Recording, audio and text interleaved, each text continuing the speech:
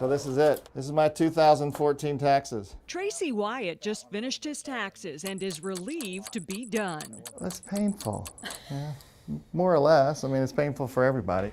No worries if you're among the many procrastinators, you're far from alone.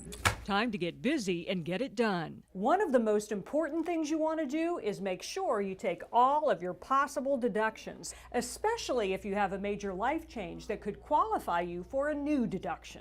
Things like getting married. You go from filing single to filing joint.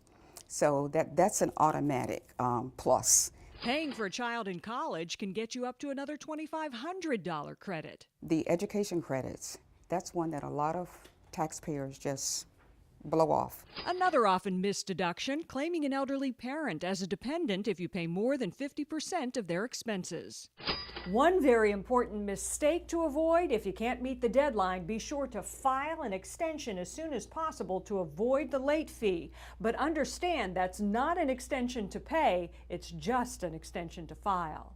You still have to estimate what you owe and pay at least 90% of it to avoid the penalty. It could start at 0.5% and go all the way up to 25% of how much you owe.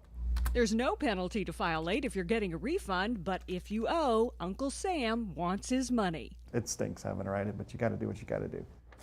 Last but not least, forget about paper. Not only is electronically filing your taxes easier, it also helps avoid mistakes and offers quicker refunds. I'm Angie Moreski. It pays to be consumer wise.